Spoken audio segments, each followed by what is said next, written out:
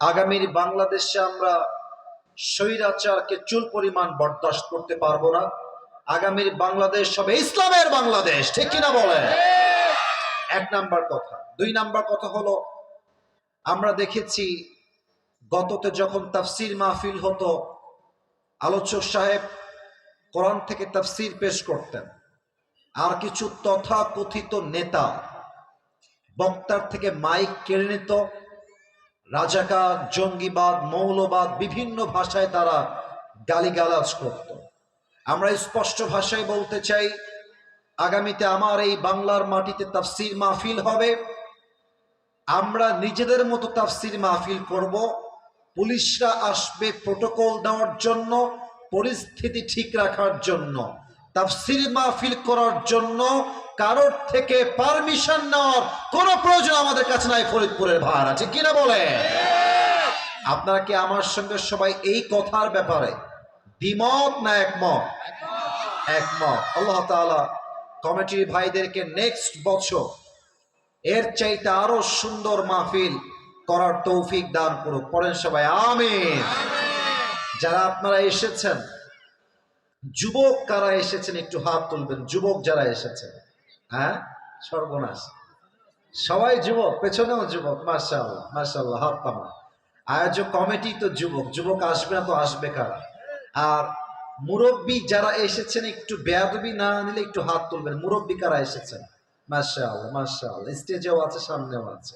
তবে কিছু মুরব্বী আব্বা জান এসেছেন। আমি আমার কলিজার টুকরা মুরব্বী আব্বা জানদের জন্য দোয়া করে দেই, আল্লাহ আমার মুরব্বী আব্বা জানদেরকে নেক হায়াত দান করুক। পড়েন সবাই আমিন। এখন ছোট্ট একটা কথা বলবো, এই কথা শেষ হবে, আমি আমার মূল আলোচনার বিষয়বস্তুতে কাম ব্যাক করবো। খুব মনোযোগ দেন। কথা বলে কই পাশে স্টপ, কথা হবে না কলিজার ভাইয়েরা আমার, একদম চুপ। এখনই নিজের মনকে ইখলাসের সঙ্গে ঠিক করা যে আজকে আমি আসিফ হুজুরের মাহফিলে এসেছি শোডাউনের জন্য নয়, লোক কম না বেশি দেখার জন্য নয়, আসিফ হুজুরের চেহারা দেখার জন্য নয়, আসিফ হুজুর অনেক ফেমাস তাকে দেখবো সচক্ষে এই চিন্তায় নয়। আমি এই মাহফিলে এসেছি কিছু কথা আমি আমার জীবনের জন্য শুনবো, যাতে করে আমার জীবনটা ইসলামের পথে আসে, কোরআনের পথে আসে, আল্লাহর পথে আসে, রসুলের পথে আসে। এই খালেস নিয়াতে এখন থেকে আমরা সকলেই মন দিয়ে কথা শুনবো। বলেন সবাই ইনশাআল্লাহ। আমি তাকবীর দিব, তাকবীর দিয়ে আমার মূল বিষয়ে ফিরে যাব। দেখা যাক আপনাদের গায়ের জোর কত বেশি আছে আজকে। একটা কাশি দেন সবাই মিলে। মাশাআল্লাহ। ক্যামেরায় রেকর্ড হচ্ছে এটা, কালকে কিন্তু এটা ফেসবুকে, ইউটিউবে আপলোড হয়ে যাবে। আমি চাই ফরিদপুরের সন্তান কম হোক বেশি হোক, আমার বিশ্বাস ফরিদপুরের সন্তানরা কেউ বিড়ালের বাচ্চা নয়, সব সিংহের বাচ্চাগুলো আমার সামনে বসে আছে এরা।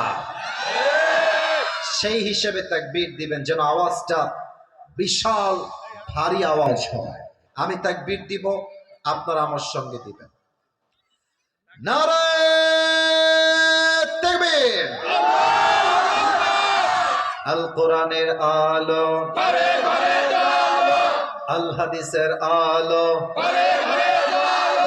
কোরআন হাদিস যেখানে,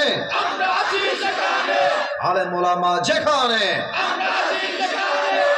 আল্লাহ যেন কবুল করে। পড়েন সবাই আমিন। আমার ফরিদপুরের ভাইরা, আজকে আমার আলোচনার মূল বিষয়বস্তু হচ্ছে the life of hereafter, পরকালের জীবন। আমি সবার থেকে এবার আলোচনার বিষয়বস্তুর নামটা জানতে চাই।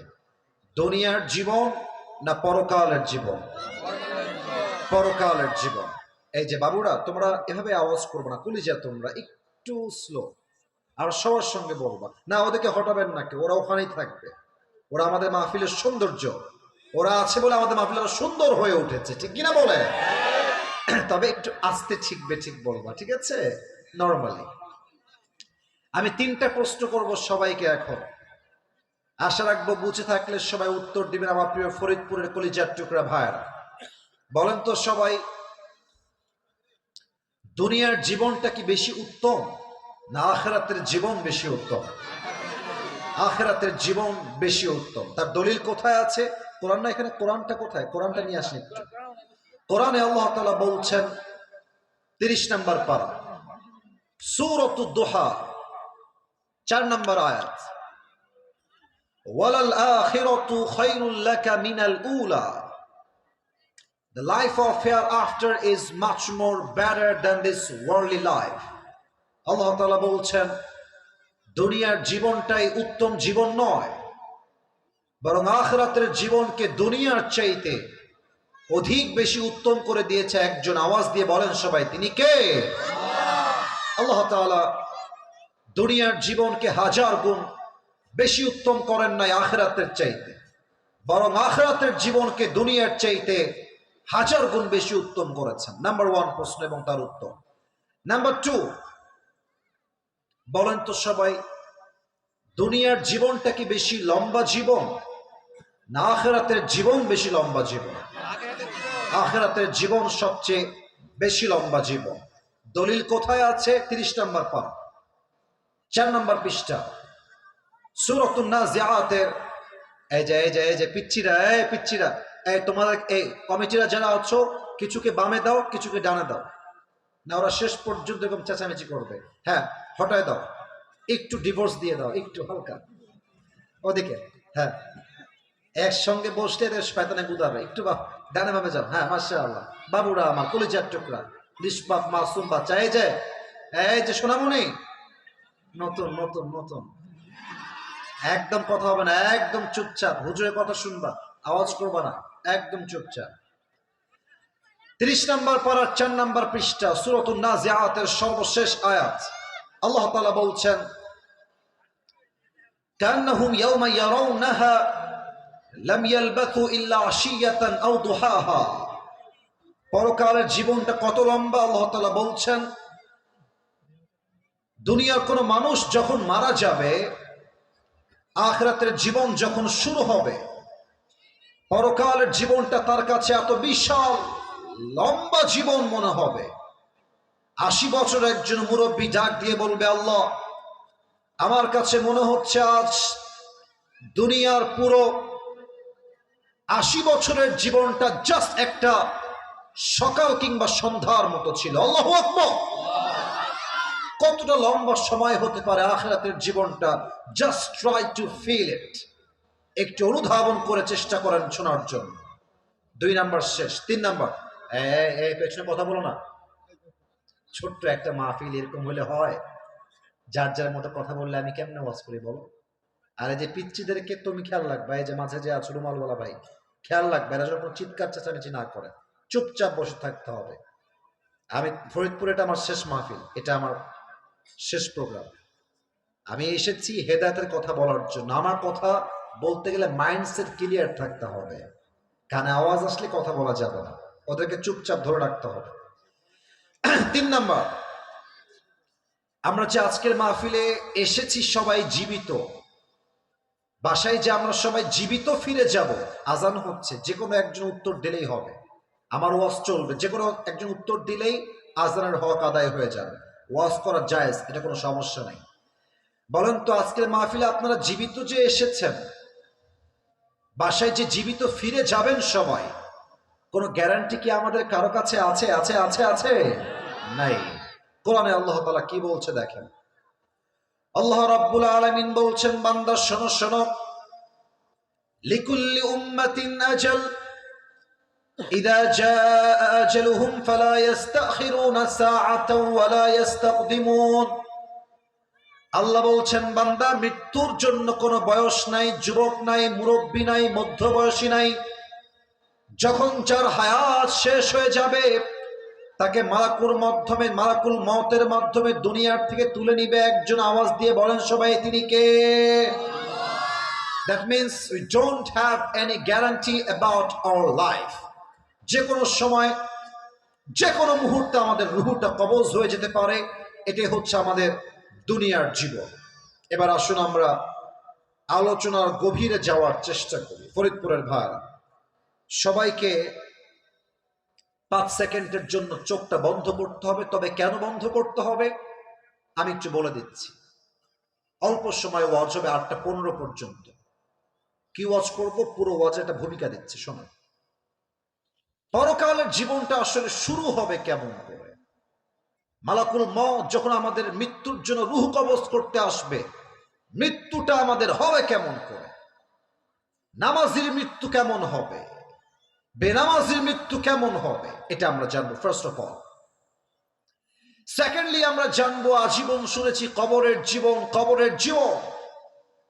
বাট আজকে আমরা জানবো কবরের জীবনের প্রথম রাত আমাদের কেমন কাটবে, প্রথম রাত আমাদের কেমন হবে, আজকে আমরা জানবো। এই দুইটা সাইড করেন, এটা হচ্ছে একটা প্রথম আলোচনার বিষয়। সর্বশেষ আমরা 3টা বিষয়কে হাইলাইট করব। এক, আমরা আজীবন শুনেছি মৃত্যুর পর আমাদের সবাইকে আবার জীবিত হতে হবে। আল্লাহ আমাদের সবাইকে জীবিত করবেন কেমনে, এটা আমরা জানবো। সেকেন্ডলি আমরা জানবো, আজীবন শুনেছি কিয়ামত, কিয়ামত, এই কিয়ামতটা কায়েম হবে কেমনে, হিসাব দিবসে হিসাব হবে কেমনে, এটা আজকে আমরা জানবো। এন্ড সর্বশেষ, লাস্ট এন্ড ফাইনাল, আমরা জানবো একদল যাবে জান্নাতে, আর একদল যাবে জাহান্নামে। জান্নাতীরা জান্নাতে যাবে কেন, জাহান্নামীরা জাহান্নামে যাবে কেন, আজকে এই মোট 5টা বিষয়বস্তুকে সামনে রেখে পুরো ওয়াজটা হবে। সবাই থাকবেন তো ইনশাআল্লাহ? সবাইকে বলবো এবার আমার সঙ্গে চোখটা 5 সেকেন্ডের জন্য বন্ধ করবেন। আমি আমার চোখ বন্ধ করলাম, আপনারা যদি আমাকে ভালোবেসে থাকেন চোখটা বন্ধ করেন 5 সেকেন্ডের জন্য। সবাই চোখ বন্ধ, সবার মাথা নিচের দিকে যাবে। আমি কাউকে দেখতে পাচ্ছি না, তবে আমার বিশ্বাস আপনারা আমার কথা শুনছেন। চোখ বন্ধ, মাথা নিচের দিকে। এবার কি ভাববেন একটু বুঝে নেন। জাস্ট 5 সেকেন্ডের জন্য ভাবেন যে আজকে বাদ এশা আপনার মৃত্যু হতে পারে, বাদ ফজর আপনার জানাজা হতে পারে। একটু মৃত্যুকে স্মরণ করেন। 5টা সেকেন্ডের জন্য কবরে আপনাকে রাখা হয়েছে, কালকে আপনার কবরের জীবন শুরু হয়ে গেছে। একটু ভাবেন। আমি 5 বলছি। 1, 2, 3, 4, 5। ফরিদপুরের ভাইরা চোখ খুলেন, মাথা উঁচু করেন, আমার চোখের চোখ রাখেন। মালাকুল মউত যখন মানুষের সামনে এসে দাঁড়িয়ে যাবে, হাদিসে আসছে মানুষের মাঝে 2টা দলে মানুষ ভাগ হয়ে যাবে। এক হচ্ছে নামাজি বান্দা, আর এক হচ্ছে বেনামাজি বান্দা। নামাজি বান্দার সামনে যখন মালাকুল মউত আসবে, তার দেহের চামড়া রং হবে সাদা, দেহের জুব্বা হবে সাদা, তার মুখে থাকবে লম্বা লম্বা চাপদাড়ি, দেখতে হবে তাগড়া যুবকের মতো। নামাজি বান্দার সামনে এসে মালাকুল মউত ডাক দিয়ে বলবে, ইয়া আইয়াতুহান নাফসুল মুতমাইন্নাহ উখরুজি ইলা মাগফিরাতিল্লাহি ওয়া রিজওয়ানি। এই নামাজি বান্দা আসো, বের হয়ে আসো। নামাজি বান্দা বলবে, কোথায় বের হব? মালাকুল মউত বলবে, ইলা মাগফিরাতিল্লাহি ওয়া রিজওয়ানি, আল্লাহর দয়া এবং জান্নাতের দিকে বের হয়ে আসো। সুবহানাল্লাহ পড়বেন না আপনারা সবাই? এটা হচ্ছে নামাজি বান্দার মরণ। বেনামাজির মৃত্যু হবে বড্ড ভয়ঙ্কর। ফরিদপুরের কলিজার টুকরা ভাইয়া, একটু দেখেন তো আমার কথাগুলো, দেখেন তো আপনার কলিজায় কি কথাগুলো আঘাত করে কিনা। আল্লাহ রসুল কি বলেছেন আমি হাদিস থেকে বলছি। বেনামাজির সামনে যখন মালাকুল মউত আসবে, তার পুরো দেহের রং হবে নীলাভ বর্ণের চেহারা, তার 2টা চোখ হবে লাল টকটকে, পা থাকবে জমিনে, মাথা থাকবে আকাশ বরাবর বিশাল লম্বা। বেনামাজি বান্দা মালাকুল মউতের ভয়ঙ্কর চেহারা দেখে তার পুরো দেহের প্রত্যেকটা অঙ্গ প্রত্যঙ্গ থরথর থরথর থরথর করে কাঁপবে। আর বেনামাজির দিকে মালাকুল মউত লাল চোখ দিয়ে টক টক করে তাকায় থাকবে আর বলবে, ইয়া আইয়াতুহান নাফসুল খাবিথা উখরুজি ইলা গাযাবিল্লাহ। এই বেনামাজি বের হয়ে আয়। আল্লাহর জাহান্নামের দিকে, গজবের দিকে বের হয়ে হয়। মালাকুল মওতের ধমকে বেনামাজির রূহটা ভেতর থেকে ছিঁড়ে বের হবে। যখন বের হবে একবার ডান দিকে দৌড় দিবে, আর একবার পেছনের দিকে দৌড় দিবে, আর একবার বাম দিকে দৌড় দিবে। সবাই আমার বাম হাত দেখেন, আমি হাদিসটা আপনাকে প্র্যাকটিক্যালি বোঝাবার চেষ্টা করছি। মালাকুল মওত তার বাম হাতটা পেছনের দিকে নেবে, বেনামাজির রূহের দিকে মালাকুল মওত একটা জোরে ধাওয়া দিবে। যখন তার রূহটাকে তার বুক থেকে এমনি টেনে হিচড়ে বের করবে, হাদিসে আসছে একটা জীবিত ছাগলকে যাবেহ না করে তার চামড়া কেউ যদি টেনে হিচড়ে ছিঁড়ে ফেলে, ওই ছাগলটার যে পরিমাণ কষ্ট হয় তার চাইতে কমসে কম 70 গুণ বেশি কষ্ট দিয়ে বেনামাজি যুবক, বেনামাজি মা, বেনামাজি বোন, বেনামাজি মুরব্বী তার রূহটা 70 গুণ বেশি কষ্ট দিয়ে কবজ করা হবে। বলেন সবাই নাউজুবিল্লাহ। আচ্ছা বলেন তো আপনারা, যুবকরা বলবেন বিশেষ করে, এই যে বললাম 70 গুণ বেশি কষ্ট হবে বেনামাজির মৃত্যুর সময়, এখানে এমন কেউ কি আছেন যে এই আযাবটা সহ্য করতে পারবেন? এমন কেউ কি আছে? আছে আছে? কেউ না। রূহ যখন কবজ হয়ে যাবে, ব্যাস এবার আপনার কবরের জীবনের ধাপ শুরু হয়ে যাবে।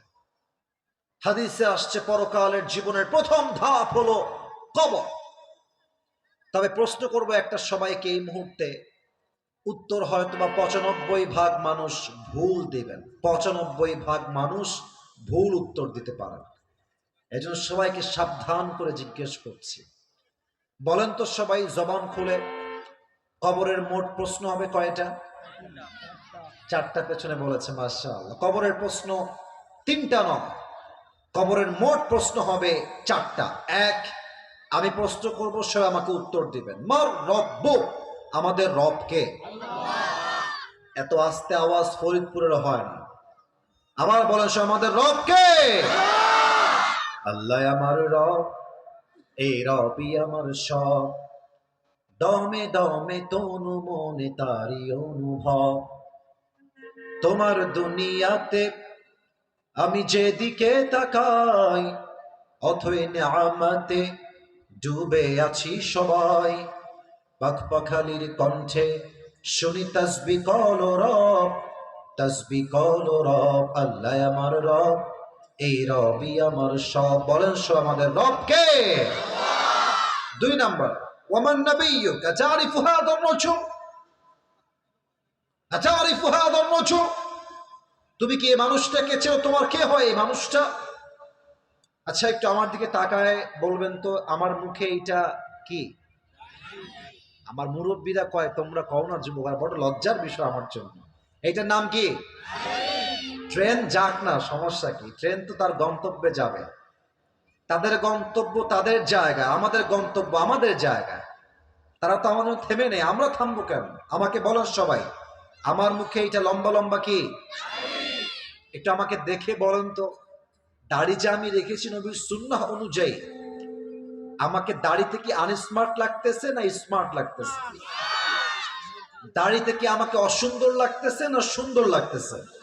সুন্দর লাগতেছে। এটা আমি নিজেকে সুন্দর প্রকাশ করতে চাচ্ছি না, আমার কথা হচ্ছে নবীর সুন্নাহকে যে মেইনটেইন করবে সেই সবচেয়ে হ্যান্ডসাম যুবক হয়ে যাবে, ঠিক কিনা বলে?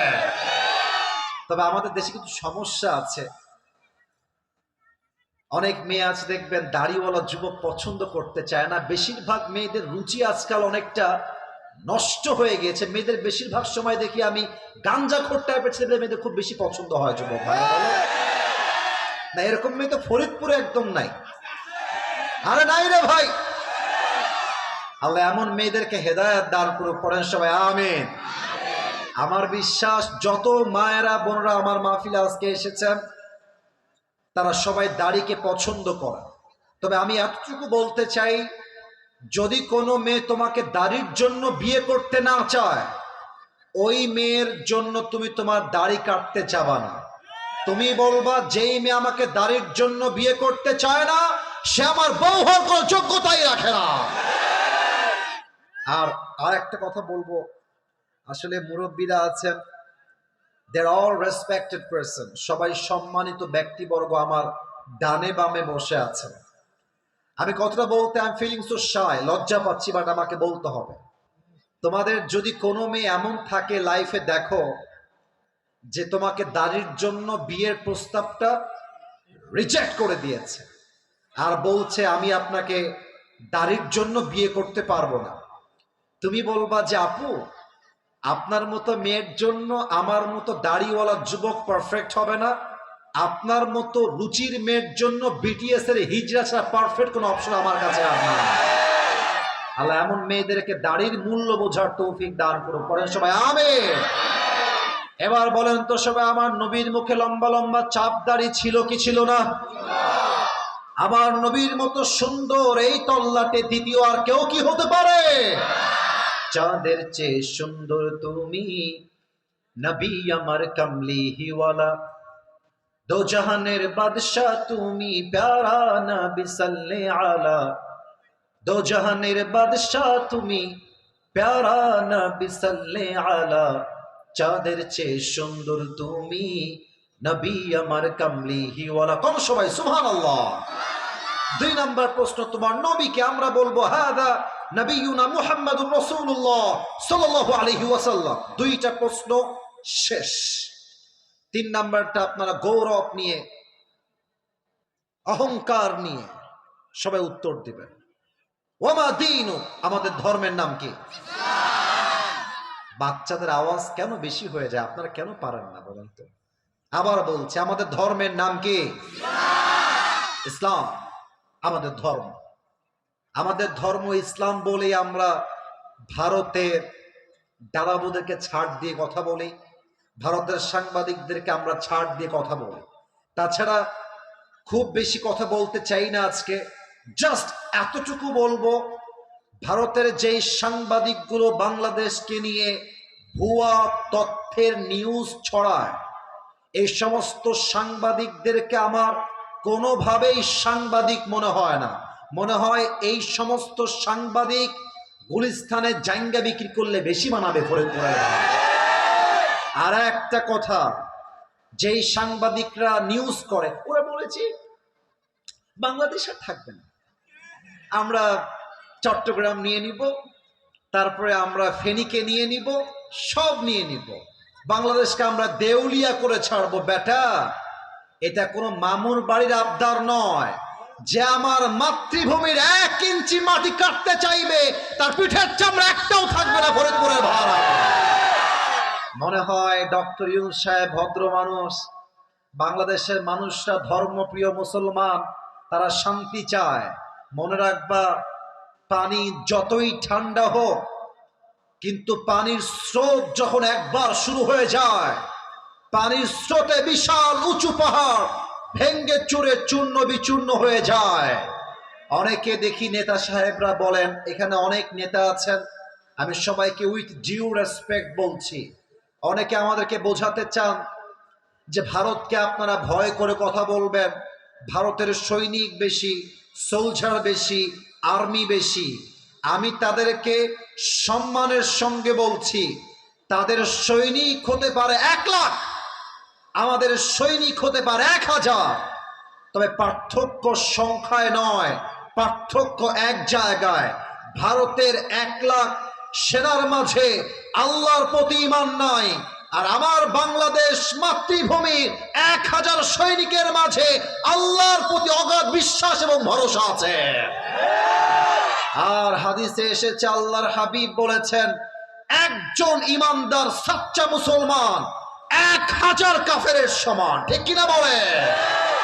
অতএব আমাদের সঙ্গে শান্তি চাইলে ওয়েলকাম, আসেন, আমরাও শান্তি চাই। বাট আমাদের সঙ্গে যদি যুদ্ধ করতে চান, এটা কোনো সাধারণ যুদ্ধ হবে না, এই যুদ্ধের নাম হবে গজওয়ায়ে হিন্দ। এবং এই যুদ্ধের জন্য বাংলার জমিন থেকে 1টা শহীদ আবু সাইদ নয়, 2টা শহীদ আবু সাইদ নয়, এই ফরিদপুরের জমিন থেকে হাজার হাজার শহীদ আবু সাঈদ মাথায় কাপড়ের কাপড় বেঁধে বুকের তাজা রক্ত দিয়ে শহীদ হওয়ার জন্য রাস্তায় নামতে বাধ্য হবে। হাত তুলে বলো সবাই, ঠিক কিনা?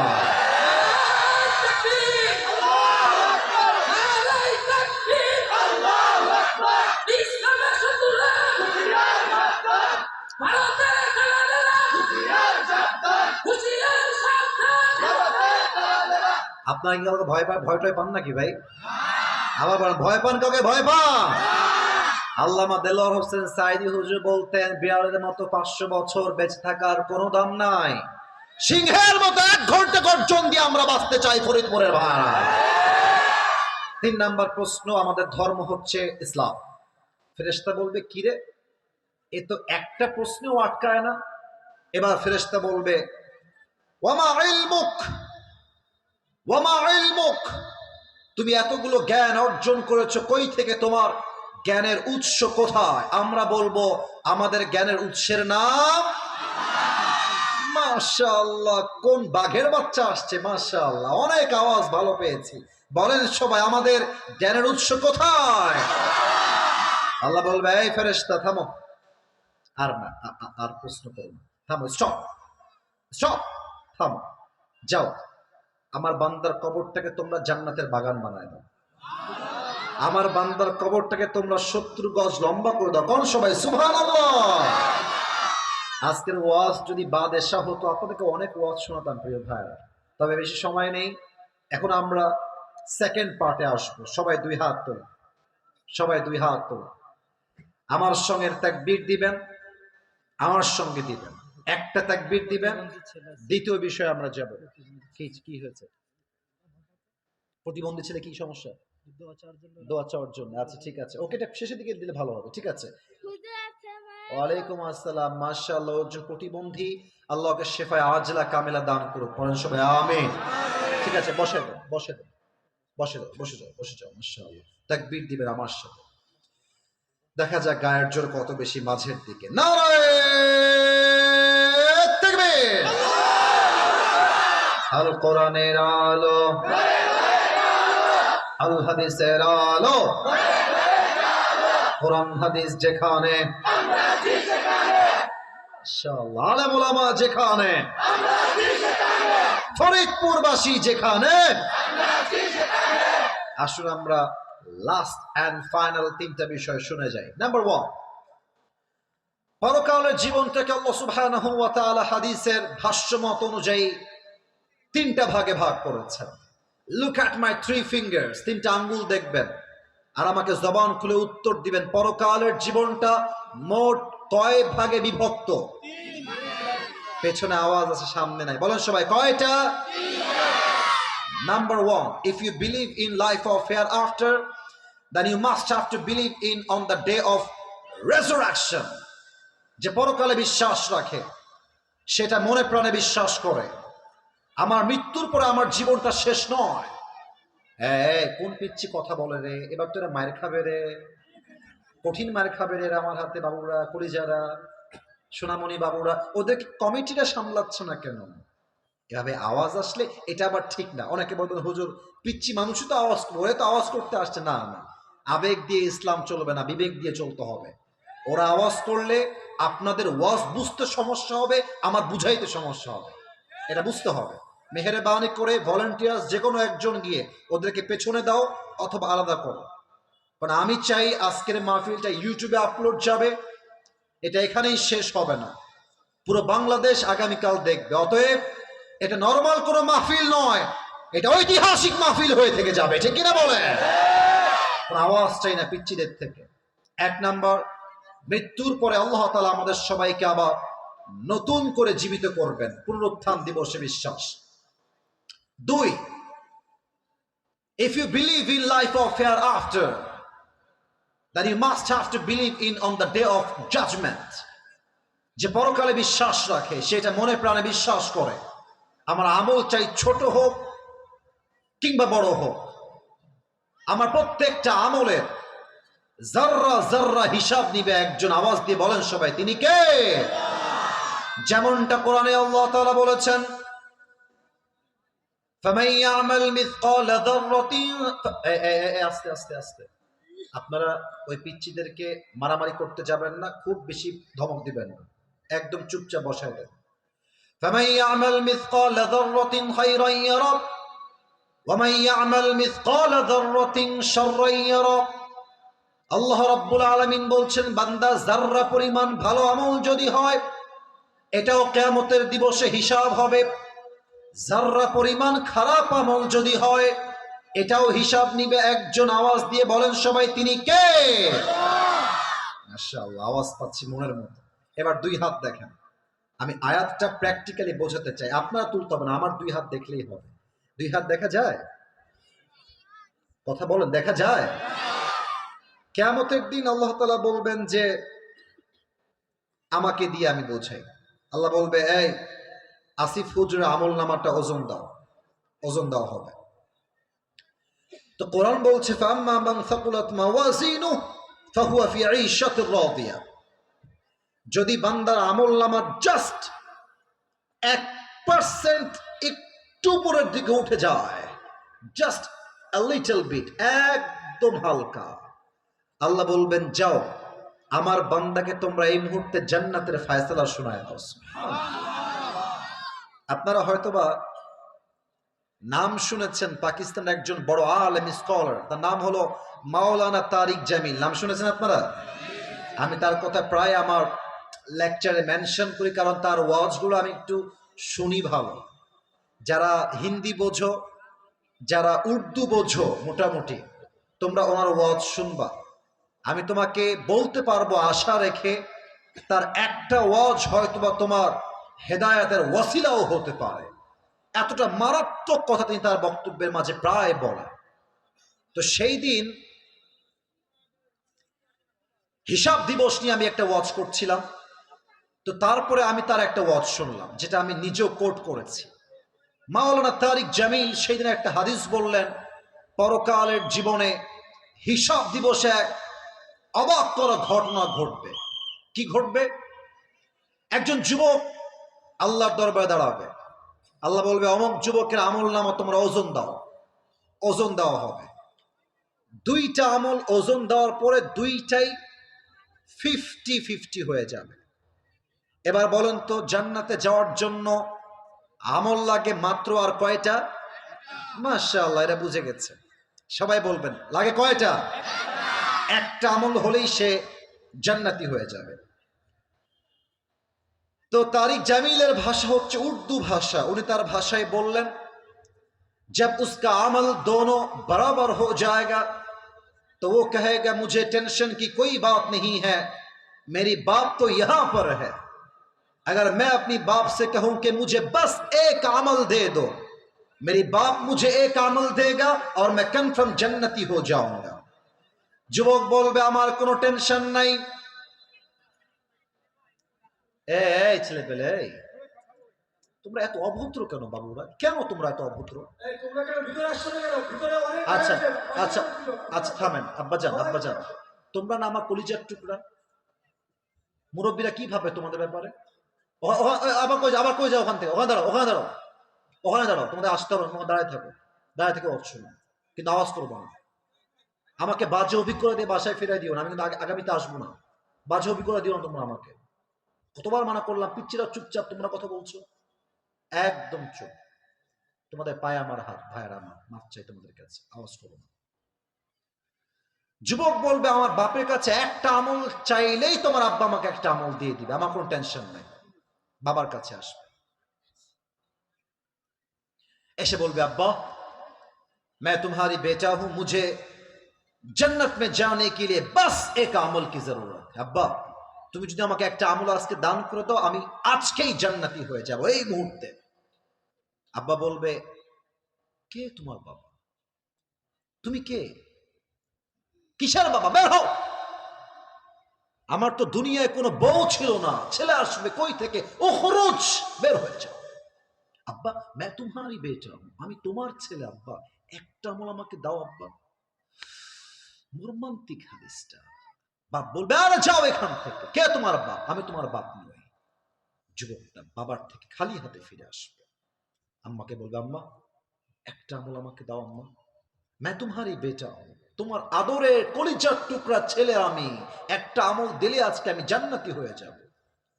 মা বলবে কौन है तुम्हारी माँ? मैं तुम्हारी माँ नहीं हूं, मेरा तो शौहर नहीं था, मेरा बेटा कहां से आएगा? আরে আমার তো স্বামী নাই, আমার সন্তান কই থেকে আসবে? বের হও, কোন আমল আমার কাছে নাই।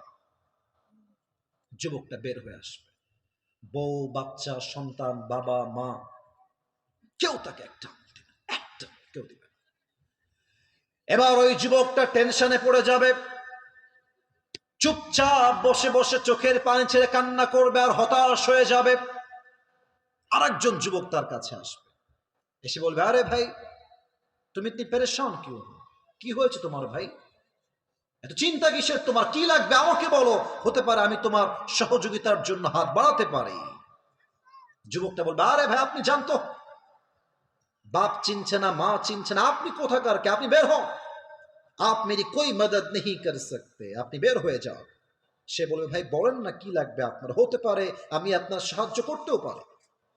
যুবকটা ডাক দিয়ে বলবে ভাই मेरी दोनों अमल बराबर हो गया है, अगर मैं जन्नत में जाना चाहूं तो मुझे बस और बस एक ही अमल की जरूरत है। ভাই রে একটা আমল হলেই জান্নাতি হয়ে যাব, একটা আমল আমাকে কেউ দিচ্ছে না।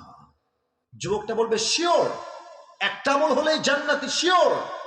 বলবে ইয়েস একটা আমল হলেই জান্নাতি। বলবে যান একটা আমল আজকে আমি আপনাকে দান করব। এত আস্তে বললেন কেন? জোরে বলুন সুবহানাল্লাহ। যুবকটা অবাক হয়ে তাকিয়ে থাকবে আর বলবে সত্যি আপনি আমাকে একটা আমল দিবেন ভাই? How come it possible? মজা করছেন নাকি ভাই? আরে না, লাগবে কিনা তাই কম, লাগলেই দিব আপনাকে। দেন দেন দেন। একটা আমল নিয়ে সোজা আল্লাহর কাছে দৌড় দেবে। আল্লাহকে বলবে আল্লাহ এই দেখো একটা আমল পেয়ে গেছি, দাও আমাকে এখনই জান্নাত দাও। আল্লাহ বলবে এই তুই একটা আমল কই পাইলি? তোর তো একটা আমল বাপ মা ভাই বোন কেউ দেয় নাই, তোর আমলটা দিল কে তোকে? আল্লাহ সব জানে, তাও জানতে চায়। বান্দা বলবে হ্যাঁ আখি ये जो मेरी भाई है इसने मुझे एक আমল दिया है, আল্লাহ আমার এই ভাইটা আমাকে আজকে একটা আমল দিয়েছে। अल्लाह बोल भाई जुबो तुमने अपनी भाई को एक আমল किस लिए दिया है? কেন দিয়েছ তুমি একটা আমল? বাপ দেয় না, মা দেয় না, বউ দেয় না, বাপ দেয় না, কেউ দেয় না, তুমি কেন দিলা আমাকে বলো। যুবকটা বলবে আল্লাহ मेरे पास सिर्फ एक ही আমল है, ও আল্লাহ আমার কাছে আমল আছেই মাত্র একটা। अगर ये है तो भी मैं जहन्नमी हूं और अगर ये नहीं है तो भी मैं जहन्नमी हूं। আল্লাহ আমল আছেই মাত্র একটা, আমি তো অমনিতেও জাহান্নামী এমনিতেও জাহান্নামী। তা আমি ভাবলাম একটা আমল দান করে যদি আমার ভাই জান্নাতি হয়ে যায় তবে আমার সমস্যা কোথায়? আমার একটা আমল দয়া করে মায়া করে আমি আমার ভাইকে দান করে দিয়েছি।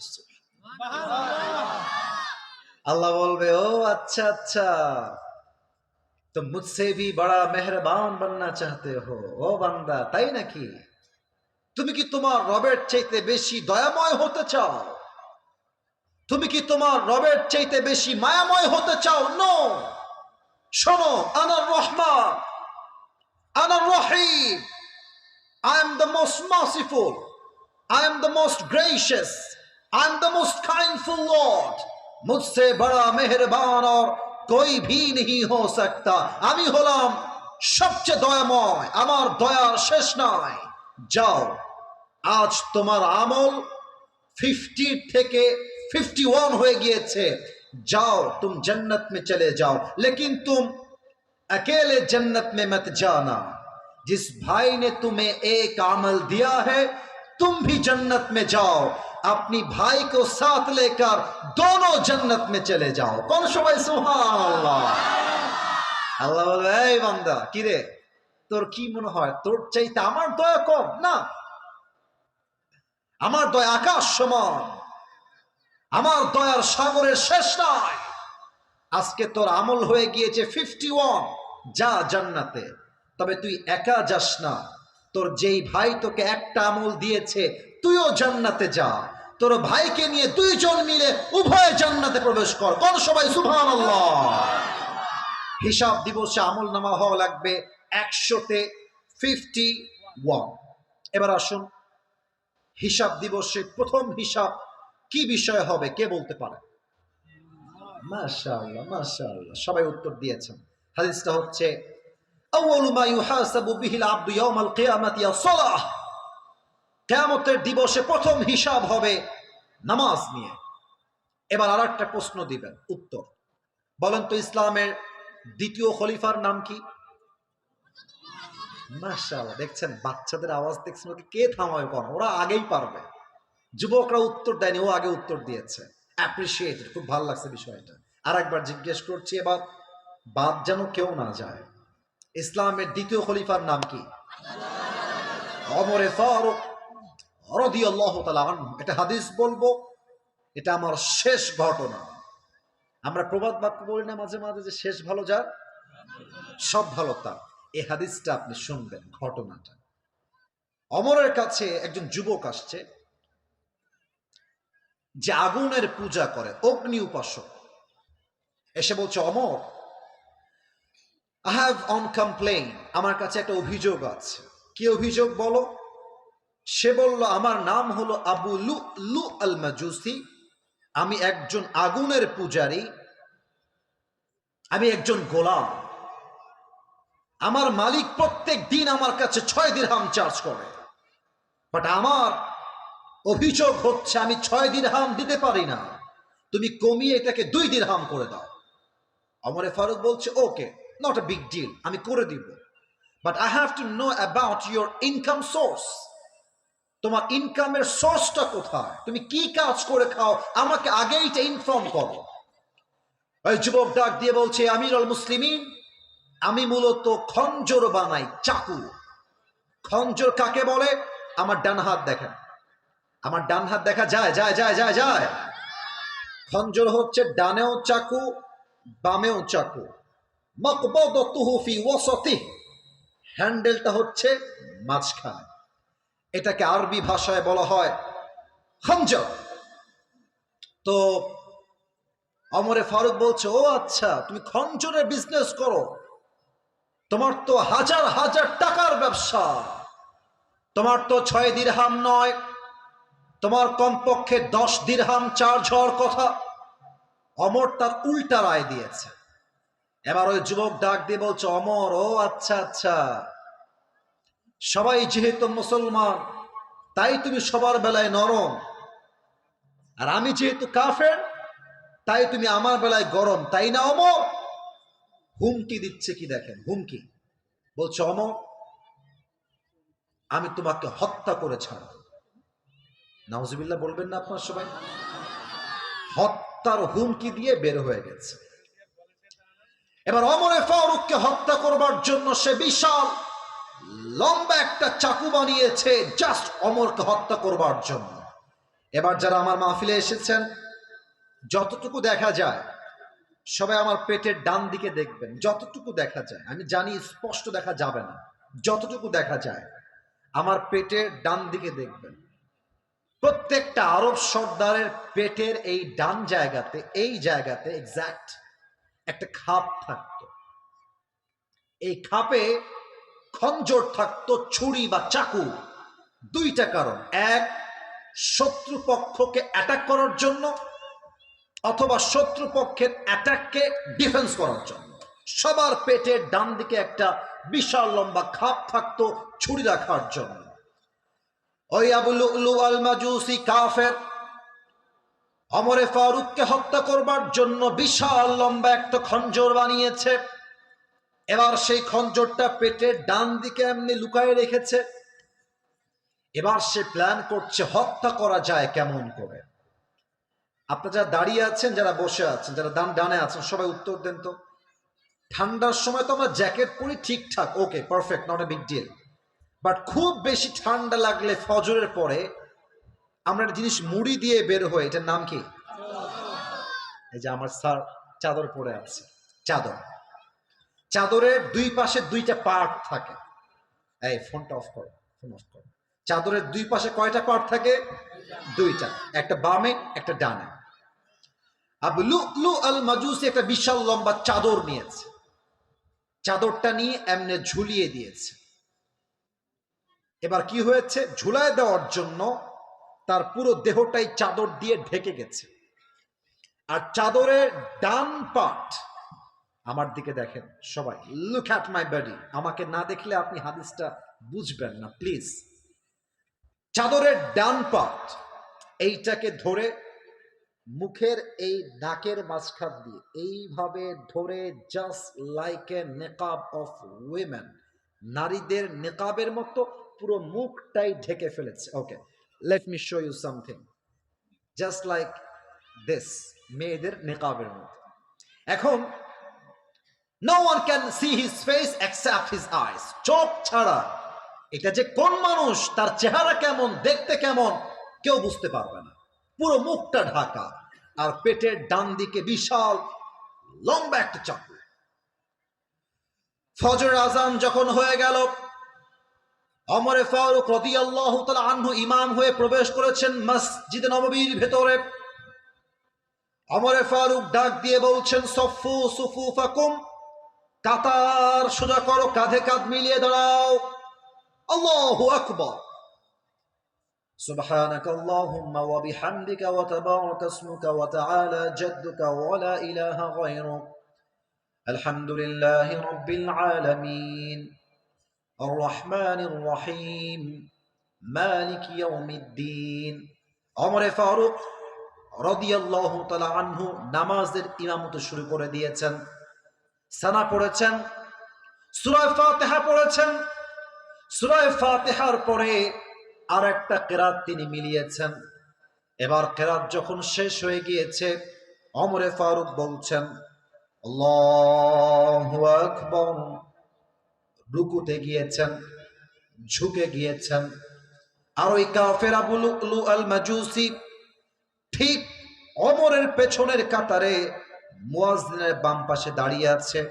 অন্ধকার রাত, কে কোথায় দাঁড়িয়ে আছে, কে কি করছে ভালো করে বোঝা যায় না, অস্পষ্ট সব। ওমর ফারুক যখন রুকুর মধ্যে গিয়েছে, আল্লাহু আকবার, ওই মুহূর্তে ওই কাফের এক লাফ দিয়ে ওমরের সামনে দাঁড়িয়ে গিয়েছে, আর বিশাল লম্বা চাদর ধরে এমন করে উড়িয়ে দিয়েছে। ওমর ফারুক যখন রুকুতে রয়েছেন, সামিআল্লাহু লিমান হামিদা এখনো বলতে পারেন নাই, তিনি পড়ছেন সুবহানা রাব্বিয়াল আযীম। ওই মুহূর্তে কাফেরটা তার পেটের ডান দিক থেকে বিশাল লম্বা একটা খঞ্জর বের করেছে, বিশাল লম্বা খঞ্জরটা বের করে ঠিক ওমরের সামনে দাঁড়িয়ে গিয়েছে, জাস্ট ওয়েটিং ওমর কখন সামিআল্লাহু লিমান হামিদা বলবে। দেখেন আমার ডান, এমনে পজিশন নিয়েছে ওমর ফারুক, সুবহান রাব্বিয়াল আযীম, সুবহান রাব্বিয়াল আযীম, সুবহান রাব্বিয়াল আযীম। তাসবিহ শেষ, ওমর ফারুক এবার পড়ছেন সামিআল্লাহু লিমান হামিদা, এমনে উঠেছেন। আর সঙ্গে সঙ্গে কাফের বিশাল লম্বা খঞ্জর, ডানেও চাকু বামেও চাকু, এমনে ধরে ওমর ফারুকের পেটের ডান দিক থেকে বাম দিকে একটা পোঁচ দিয়েছে, আবার বাম দিক থেকে ডান দিকে একটা পোঁচ দিয়েছে, আবার একটা পোঁচ দিয়েছে। হাদিসে আসছে তিনটা চাকুর পোঁচে ওমর ফারুকের পেট কেটে নাড়ি ভুড়িগুলো সব রাস্তায় বের হয়ে গেছে, কাতারের সামনে পড়ে গেছে। আর ওমর ফারুক নামাজের মাঝে চিৎকার দিয়ে বলছেন, কতালানি আল কাল, কতালানি আল কাল, আমাকে একটা কুকুর হত্যা করেছে, কে কোথায় আছো, আমাকে বাঁচাও। অজ্ঞান হয়ে পড়ে গেছে। সাহাবা একরাম বুঝে গিয়েছে সামথিং ইজ রং। হাদিসে আসছে 7 জন সাহাবী মিলে ওই কাফেরকে ধরতে গেছে, ধর, পালিয়ে যেন না যায়। আর ওই কাফের অন্ধকারের মাঝে যাকে সামনে পেয়েছে, যেমনে পেয়েছে, চাকু দিয়ে কারো চোখের উপরে, কারো গলার উপরে, কারো পেটে, কারো বুকে এমন এমন আঘাত করেছে, 7 জন সাহাবী নামাজরত অবস্থায় স্পট ডেথ, জায়গায় শহীদ হয়ে গেছে। আল্লাহু আকবার। জায়গায় শেষ। নামাজ যখন শেষ হয়ে গেল, সাহাবা একরাম দৌড় দিয়ে ওমরের কাছে আসছে। আহ আহ, কি দৃশ্য হাদিসটার! আমার হয়তো ইলম আমল খুবই কম, তো আমি বুঝাইতে পারছি না, ভাষা পাচ্ছি না। দেখেন তো একবার, কথাগুলো বুঝেন তো। ডাক্তাররা আসছে, এসে ওমরে ফারুকের পিঠের এই দুই পাশে হাত দিয়ে উঠিয়েছে, আর দুইটা ঠোঁট এমনি হা করে এক গ্লাস পানি নিয়ে পানি তার মুখের ভেতরে দিয়েছে। পানি যখন গলা দিয়ে ঢুকেছে, হাদিসে আসছে গলা দিয়ে পানিগুলো নেমে, বুক দিয়ে পানিগুলো নেমে পুরো পেট এতটা কেটে গেছে, সবগুলো পানি পেটের এই বাম দিক দিয়ে গল গল করে বাহিরে বের হয়ে পড়ে গেছে। সাহাবা একরাম বলছে, পানি দিয়ে কাজ হবে না, লেটস ব্রিং দ্য মিল্ক, দুধ নিয়ে আসো, দুধ গাও খাওয়া, এটা সহজে বের হবে না। দুধ নিয়ে আসছে, উঠিয়েছে, ঠোঁট ফাঁক করেছে এবং দুধ দিয়েছে। দুধ গলা দিয়ে নেমে, বুক দিয়ে নেমে পুরো পেট কেটে সবগুলো দুধ বাহিরে গল গল করে বের হয়ে গেছে। সাহাবা একরাম এই দৃশ্য সচক্ষে দেখে চোখের কান্না আর কেউ থামাতে পারে না। সবাই বুঝে গেছে ওমরে ফারুক হয়তোবা কখনোই চোখ খুলবেন না, এই তো জীবন শেষ, আর জীবনে হয়তোবা তিনি চোখ খুলবেন না। একজন সাহাবী দূর থেকে দেখছেন ওমরে ফারুক রাদিয়াল্লাহু তাআলা আনহু তার চোখটা একদম সামান্য খুলেছেন, ভেরি ভেরি লিটল বিট, একদম ছোট। যখন চোখটা খুলেছে, ওই সাহাবী দূর থেকে দেখেছে যে ওমরে ফারুক তার চোখটা সামান্য খুলেছে। ওই সাহাবী দূর থেকে চিৎকার দিয়ে বলছে, মা লাকা ইয়া উমর, মা লাকা ইয়া উমর, হে ওমর আপনার কি হয়েছে, আপনি ঠিক আছেন তো? দৌড় দিয়ে আসছে। কি লাগবে আপনার, আমাকে বলেন। ওমরে ফারুক ইঙ্গিত করছে, একবার কান একবার ঠোঁট, একবার কান একবার ঠোঁট। ওই সাহাবী দৌড় দিয়ে গিয়ে কানটা ওমরের ঠোঁটের কাছে দিয়েছে। আর সে ভাবছে হয়তোবা আমাকে জিজ্ঞেস করবে, এই সাহাবী শোনো, রাষ্ট্রের সম্পত্তি সব দেখে রেখো, আমার বউকে দেখে রেখো, বাচ্চাকে দেখে রেখো, আমি দুনিয়ার থেকে বিদায় নিয়ে চলে গেলাম, এই চিন্তা করে কানটা বাড়িয়েছে। আল্লাহু আকবার। ওমরে ফারুক তার জীবনের শেষ মুহূর্তে ওই সাহাবীকে জাস্ট একটা কথা জিজ্ঞেস করেছেন। উনি বললেন, এই সাহাবী, কারো খবরের প্রয়োজন নাই, আমাকে জাস্ট এতটুকু বলো, আসাল্লান নাস, আসাল্লান নাস, আমি ওমর অজ্ঞান হওয়ার পূর্বে যেই নামাজের ইমাম ছিলাম, আমার অজ্ঞান হওয়ার পরে সাহাবা একরাম সেই নামাজটা জামাতের সঙ্গে আদায় করেছে কিনা? সুবহানাল্লাহ বলো সবাই। কোন সাহাবী? যেই সাহাবীকে আল্লাহর হাবিব দুনিয়াতে জান্নাতের টিকিট দিয়ে বিদায় দিয়েছে। দুনিয়াতে জান্নাতের টিকিট, পেট কেটে নারী ভুড়ি সব বাহিরে বের হয়ে গেছে, সব ভুলে গিয়েছে, নামাজ ভরে নাই। এজন্য একজন আলেম ডক্টর মিজানুর রহমান আজহারি হুজুর, নাম তো শুনেছেন আপনারা সবাই, আজহারি হুজুর, ওনার নানা নাম হচ্ছে গোলাম সরওয়ার সাইদি হুজুর। মানুষটি মারা গেছেন, আমি দোয়া করে